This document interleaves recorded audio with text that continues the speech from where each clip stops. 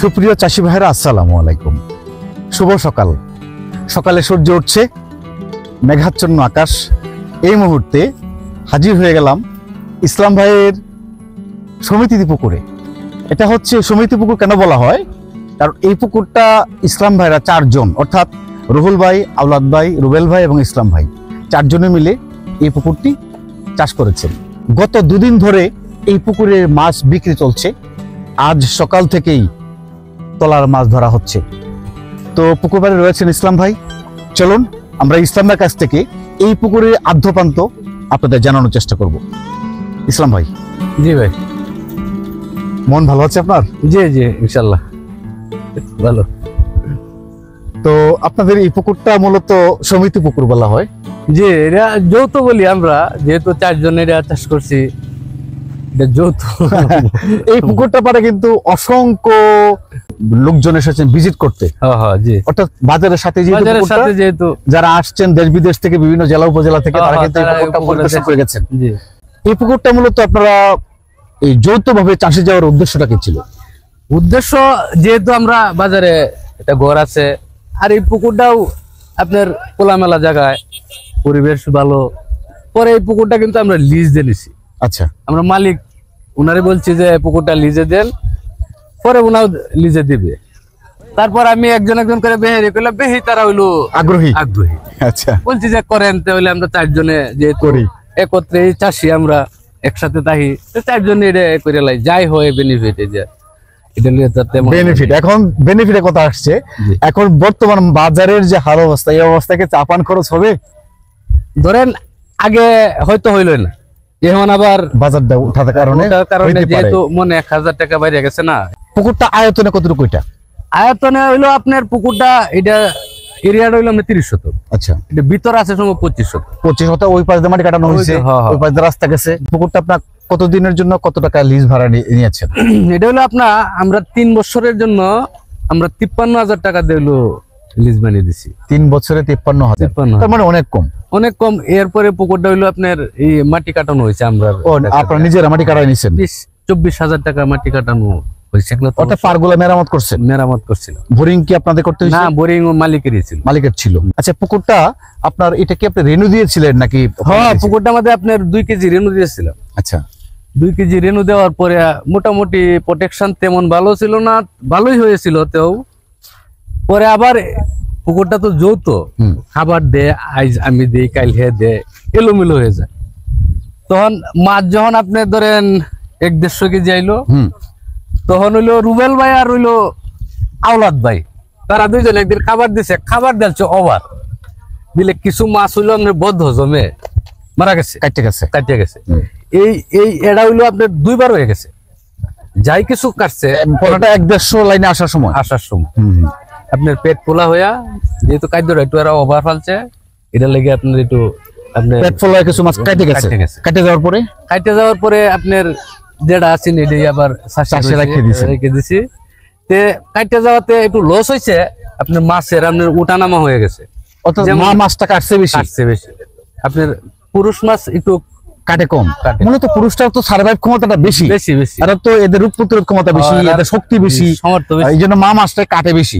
অর্থাৎ প্রিয় চাষি ভাইরা, যদি আপনার কোনো চাষির পুকুরে, কালচারের পুকুরে যদি আপনার কোনো কারণে মাছ কাটে, তাহলে বুঝবেন মাছটা কাটবে বেশি।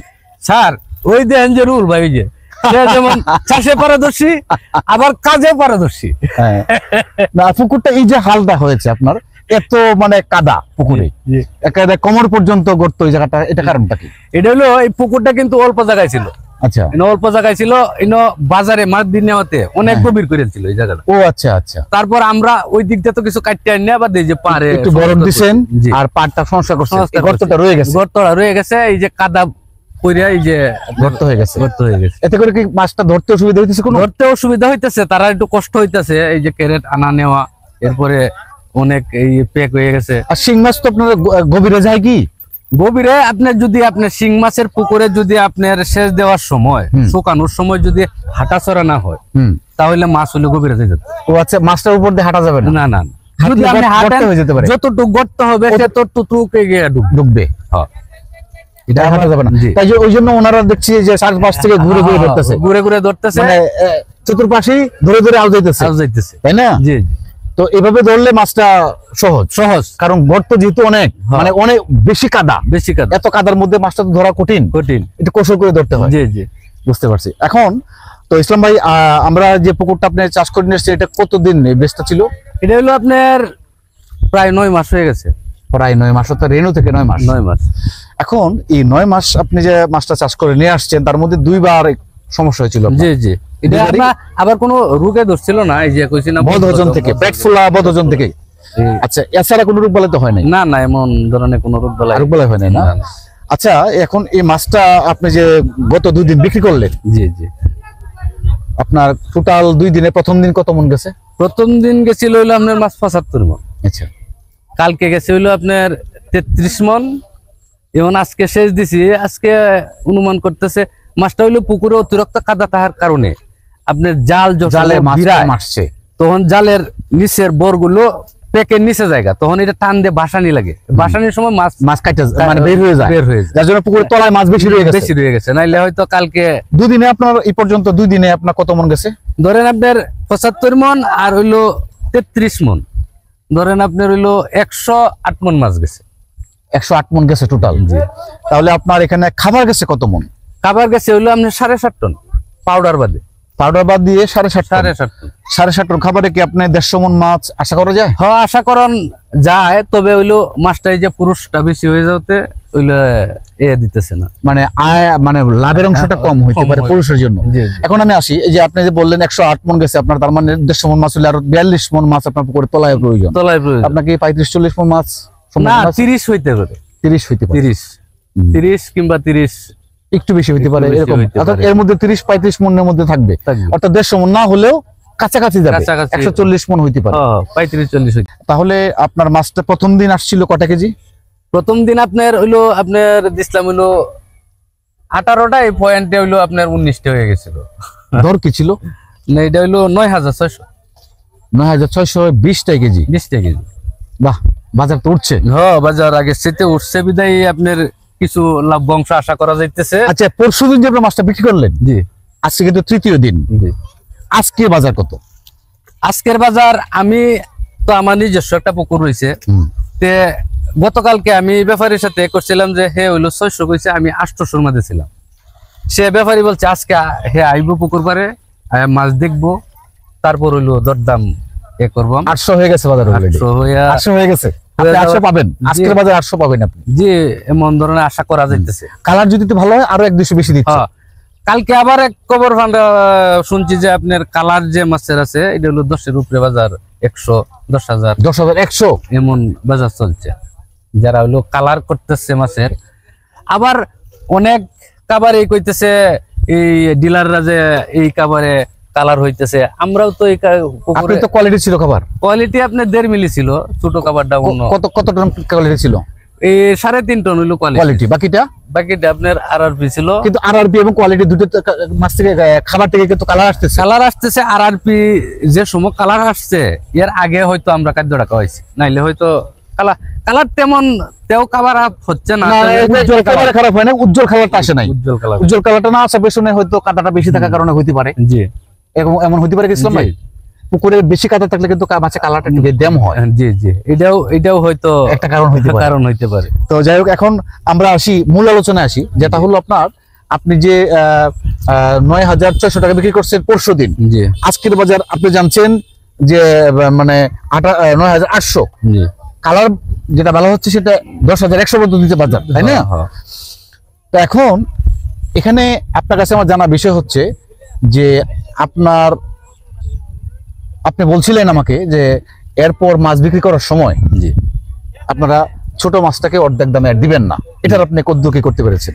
এটা হলো ধরেন স্যার, আমি এটা হলো একলা করে কোলাইতেছি না এখন পর্যন্ত, যেহেতু সব চাষিরাই যদি ধরেন এই পুকুরটা কিন্তু আপনার 18টা কেজি মাছ বাইর করতে গিয়ে কিন্তু আপনার 7, 8, 9, 10 মন ছোট মাছ হয়ে গেছে হবেই, যেহেতু পুরুষ বেশি। তখন এই মাছটা তো আবার অর্ধেক দামে বিক্রি হয়েছে, অর্ধেক দামের বিক্রি হওয়াতে তো লস হয়েছে।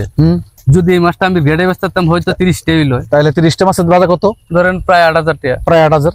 তাহলে আমি মাছ এটা তো নিচে আপনার হইলো 5,000। ধরেন 5,000 হয় না, 5,000 হয় নাই। হয় নাই, হ্যাঁ কম হয়েছে, আরো 100 না 200 টাকা কম হয়েছে। হ্যাঁ।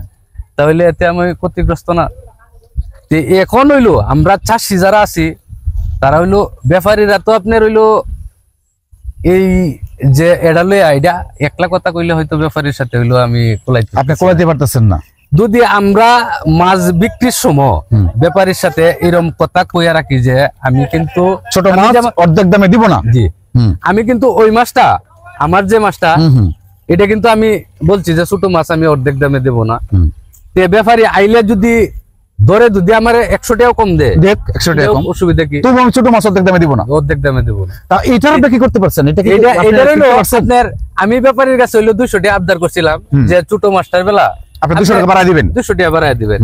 তখন ব্যাপারী এলো এটার হইলো কোনো সম্মতি দিছে না, তবে আশাবাদী যে হয়তো 1100 টাকা জোর করিয়া এটা মানে 100 টাকা হলে দিবে আশা করা যায়। ব্যাপারী খুব ভালো মানের ব্যাপারী, বকুল ব্যাপারী না, বকুল ব্যাপারী খুব ভালো মন মানসিকতা ব্যাপারী। হে ক্যাশে ব্যবসা করে, হে কোনো বাকি সাকিতে যায় না, হে খুব একটা খুব সলিড ব্যাপারী, সলিড ব্যাপারী। বকুল ব্যাপারীর সাথে আমার দেখা হয়েছে কয়েকবার, কিন্তু ভিডিওতে আমি আনতে পারি নাই।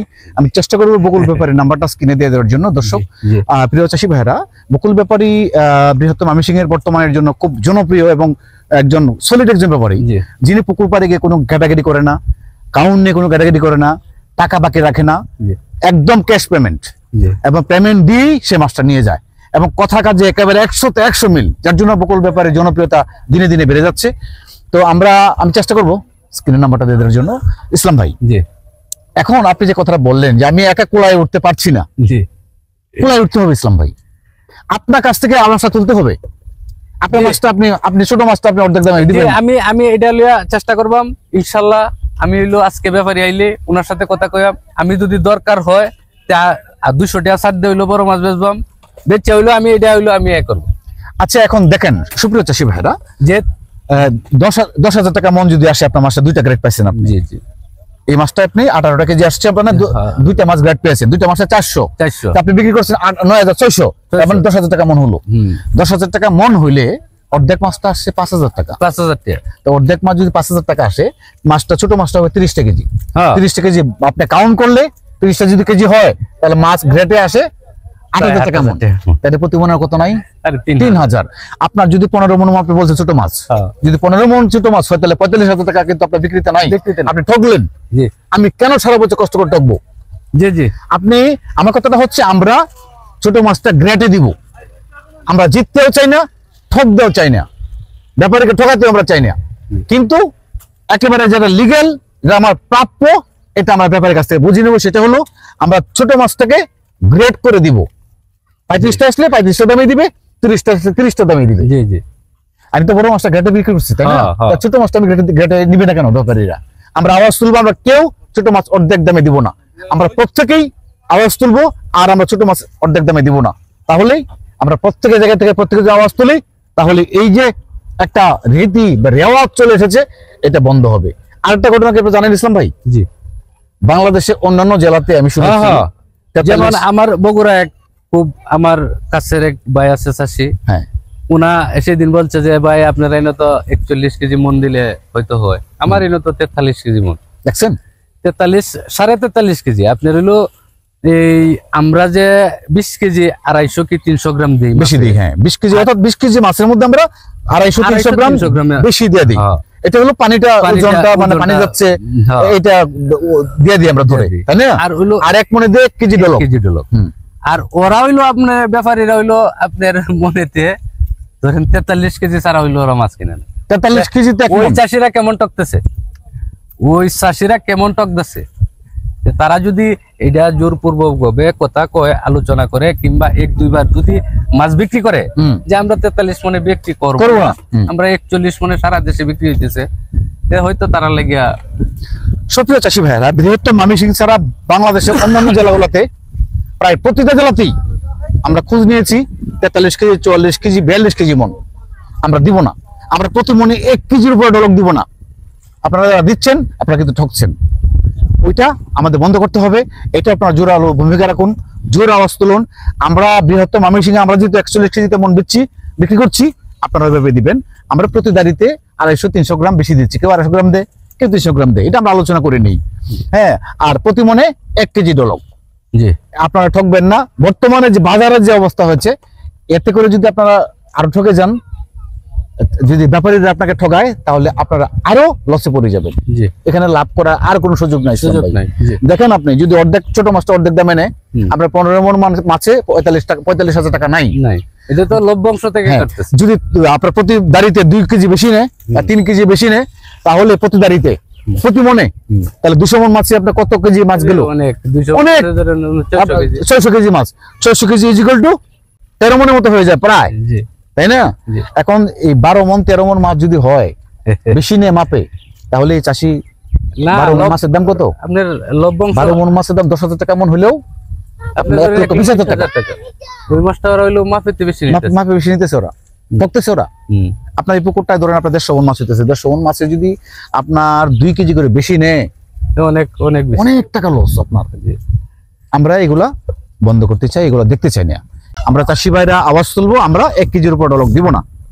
ইসলাম ভাই, জি ভাই, এই পুকুরটা থেকে আপনার যে প্রায় 108 মন মাছ গেল, জি, আপনার খরচ কি এসেছে? খরচ হলো আপনার লিজ বানিয়ে, যেহেতু আমরা যৌথ পুকুর, এটা কিন্তু আপনার খুব সূক্ষ্ম হিসাব। হ্যাঁ, তে এই পুকুরটা আমাদের আপনার 10,33,000 টাকা হইলো খরচ। আপনি এই পর্যন্ত 10,33,000 টাকা খরচ, তে প্রায় আপনার 10 লক্ষ টাকার উপরে কিছু টাকার হলো। এটার মধ্যে পাঙ্গাসও আছেন কিছু, আপনার 20,000 টাকার মতো পাঙ্গাস বিক্রি হয়েছে। তে 10 লক্ষ আপনার এই 20-25,000 টাকার মতো সম্ভব আপনার এই পর্যন্ত বিক্রি হয়েছে। তে আজকের মাসে যে হয় তাই হইলো আপনার লভ্যাংশ হয়তো হয়। ও আচ্ছা, তার মানে হলো আপনি ইতিমধ্যে যে মাছটা বিক্রি হয়েছে এখানে প্রায় আসল চলে এসেছে। আজকের যে মাছটা হচ্ছে এটা আপনার লাভে থাকবে আশা করা যায়। তাহলে হয়তো দেখা যাচ্ছে আপনার 4 জনের ভাগে 4 লক্ষ টাকা হওয়ার সম্ভাবনা হয়ে যাইতে পারে। আর হইতো না যদি আপনার মাছ যদি 40 মনে ওভার হইতো, তাহলে হয়তো আশা করা যায়।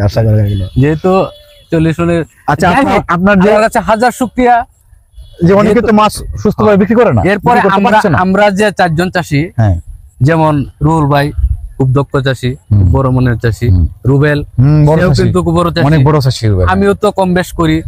আওলাদ্র গত বছর থেকে চাষি আনলাম। যার তার টেনশন নিতে মাথায় আছে, প্রত্যেকের তো আলাদা আলাদা পুকুর আছে।